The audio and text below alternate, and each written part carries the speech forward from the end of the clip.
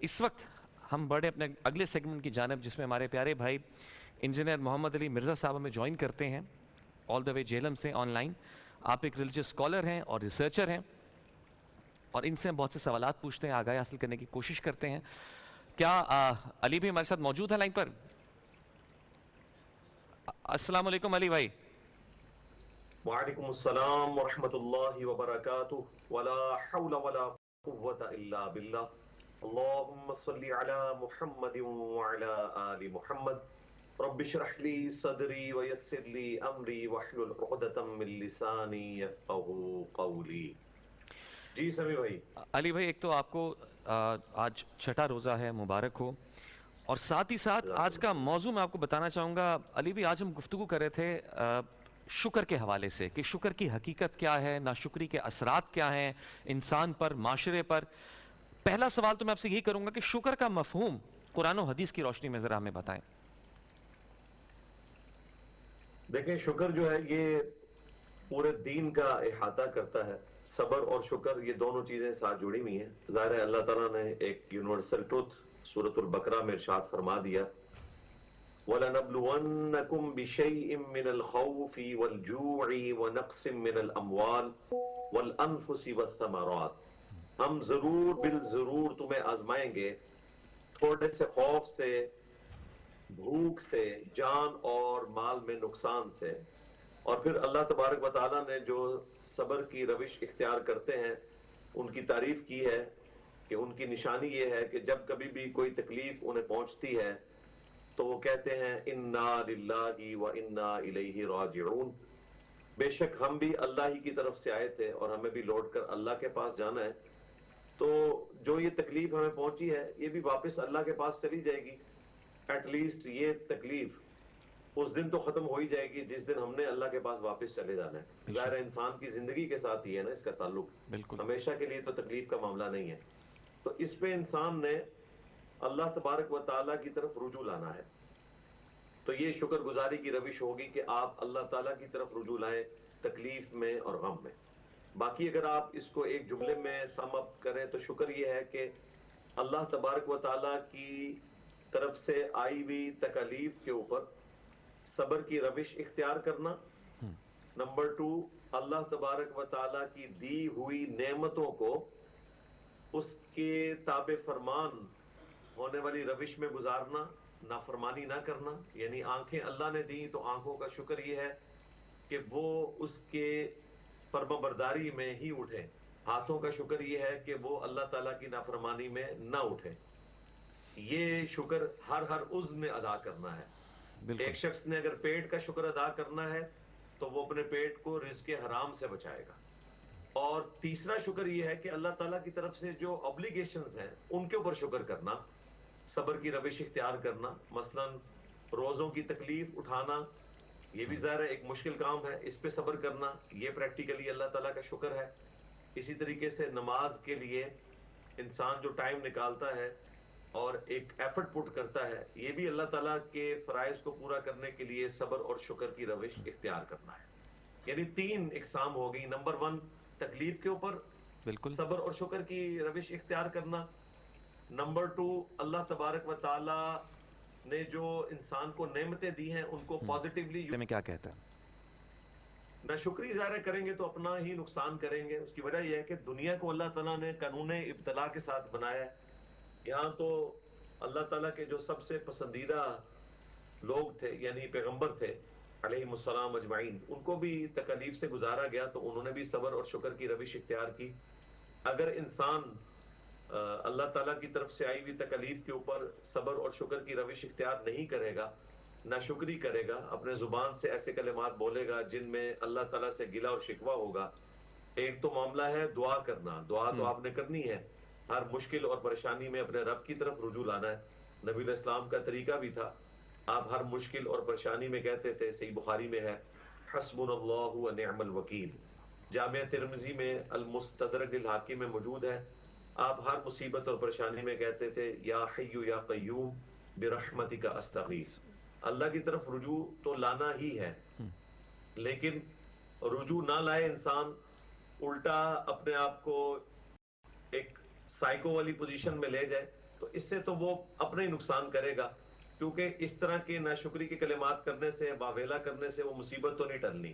ہاں اگر آپ اس اعتبار سے صبر کریں گے کہ یہ تکلیف عارضی ہے، الٹیمیٹلی مر کے ہم نے اللہ کے پاس جانا ہے اور ہمیں اس کی جزا بھی ملنی ہے، اور اس حدیث کو بھی یاد کر لیں، سورۃ النساء کی جب یہ آیت نازل ہوئی کہ جو کوئی بھی عمل کرے گا تو اس کا بدلہ ضرور پائے گا، تو صحابہ کرام نے کہا یا رسول اللہ صلی اللہ علیہ وآلہ وسلم، ہم میں سے کون ایسا شخص ہوگا کہ جس سے کوئی نہ کوئی گناہ کا کام نہ ہو؟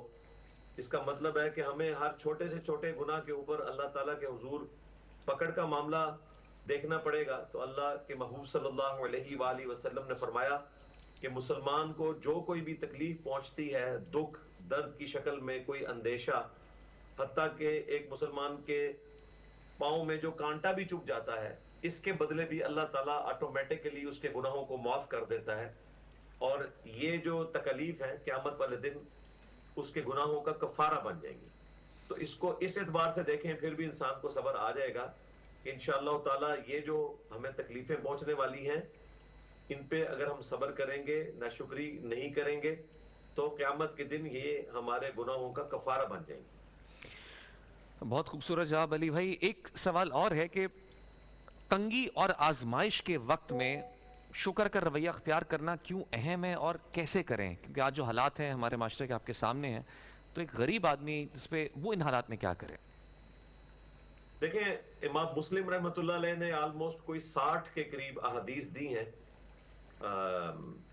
کتاب القدر چیپٹر کے اندر انہوں نے 60 احادیث نقل کی۔ اس میں جو آخری حدیث ہے تقدیر کے چیپٹر کی، وہ بڑی زبردست حدیث ہے۔ سیدنا ابو ہریرہ رضی اللہ تعالیٰ عنہ سے نبی الاسلام نے فرمایا، اے ابو ہریرہ، جو تجھے چیز دنیا میں نفع دے اس کے لیے پوری کوشش کرنا، اور اس کے بعد اللہ تعالیٰ سے مدد بھی طلب کرنا، کاہلی نہ کرنا، سستی نہ کرنا۔ اس کے باوجود اگر رزلٹ تیرے خلاف آئے تو پھر کہنا کہ جو اللہ کی مرضی، اگر مگر نہ کہنا اگر مگر شیطان کا دروازہ کھول دیتا ہے۔ یعنی آپ نے کاہلی اور سستی نہیں کرنی، ایفرٹ پٹ کرنی ہے، اللہ سے مدد بھی طلب کرنی ہے۔ اس کے باوجود اگر رزلٹ آپ کے خلاف آئے، جس طرح کہ مولا علی کا قول ہے نہج البلاغہ میں کہ میں نے اپنے ارادوں کے ٹوٹنے سے اپنے رب کو پہچانا ہے، تو پھر آپ نے یہ کہنا ہے جو اللہ کی مرضی۔ آپ اپنی اسٹریٹجی کو تو ریوزٹ کر سکتے ہیں، لیکن جس طرح ہم پنجابی میں کہتے ہیں نا کہ پیڑا ڈال کے بیٹھ جانا، یعنی ایک ضد لگا کے بیٹھ جانا بالکل کہ میرے ساتھ ہی ایسا کیوں ہوا، تو بھائی صحیح مسلم میں حدیث ہے، ہمیشہ اپنے سے نیچے والے لوگوں کو دیکھو، یوں تمہیں اللہ تعالیٰ کی نعمتوں پہ قناعت نصیب ہوگی، صبر اور شکر کی روش تمہارے اندر پیدا ہوگی۔ دنیا میں کوئی انسان یہ نہیں کہہ سکتا کہ میں سب سے بری حالت میں ہوں۔ ایٹ لیسٹ ایک مسلمان کو تو شکر ادا کرنا چاہیے کہ اس وقت آلموسٹ 8 بلین کے قریب لوگ دنیا میں موجود ہیں، ان میں سے صرف 2 بلین مسلمان ہیں، تو آپ کم از کم 6 بلین لوگوں سے اس اعتبار سے تو بہتر ہے کہ اللہ نے آپ کو توحید کا تعارف کروایا ہے، تو یہ آخرت میں نجات کے لیے سب سے بڑی چیز ہے۔ تو ہمیشہ ہم اپنے سے نچلے لوگوں کو دیکھیں تو ہمارے اندر شکر گزاری کی روش پیدا ہوگی۔ باقی آپ جتنا بھی دنیا میں حاصل کر لیں، اس کا اینڈ کوئی نہیں ہے۔ مجھے بتائیں، جن لوگوں کو دنیا کی ہر نعمت میسر ہے، کیا وہ لوگ خوش ہیں؟ نہیں، انہیں بھی کئی ایسی تکلیف کا سامنا ہے جو پبلک میں آپ کے سامنے نظر نہیں آتی ہیں۔ بعض اوقات کبھی ان سے انٹریکشن ہو تو آپ کو پتہ چل جائے گا کہ دنیا میں سینکڑوں ہوٹل کے وہ مالکان ہیں اور خود ان کے معدے کے اندر پرابلم ہے، بالکل وہ بیچارے نمک مرچ والا کھانا بھی نہیں کھا سکتے۔ تو اللہ کا شکر ادا کریں ہر حال میں۔ علی بھائی، وقت اب کم ہے، لیکن ایک سوال کا مختصر سا جواب میں چاہوں گا کہ آج کل جو ہمارا یوتھ ہے، جو سوشل میڈیا پہ لوگ بہت طرح کی زندگیاں دیکھتے ہیں جہاں انہیں پرفیکٹ زندگی، پرفیکٹ گھر دیکھنے کو ملتا ہے، تو اس کمپیریزن کی وجہ سے ناشکری کی عادت بڑھتی جا رہی ہے۔ اس میں سوشل میڈیا کے حوالے سے اور اسپیشلی ینگسٹرز کے حوالے سے آپ کیا پیغام دیں گے؟ سوشل میڈیا سے پہلے تو میں آپ کے جو مین ٹی وی چینلز ہیں ان سے ریکویسٹ کروں گا کہ آپ لوگ کم از کم اپنے ڈرامے تو صحیح کریں ہیں، بالکل، کہ جن کے اندر ان لوگوں کی زندگی دکھائی جائے کہ جو واقعی کامن پبلک ہیں۔ ایک 90s کے پی ٹی وی کے ڈرامے ہوتے تھے کہ لوگ اس سے کوئی عبرت حاصل کرتے تھے اور غریبوں کو بھی کوئی سہارا ملتا تھا، اور یہ آپ لوگوں کا کام ہے کہ آپ دنیا کو ایجوکیٹ کریں کہ یہ ڈراموں میں جو زندگی دکھائی جا رہی ہے یہ پاکستان میں 0.0001% لوگوں کی بھی زندگی اس طرح کی نہیں ہے, اور وہ بھی صرف ظاہر دکھایا جا رہا ہے, جو اندر اس کے اندر موجود ہے وہ تو اتنا بھیانک ہے.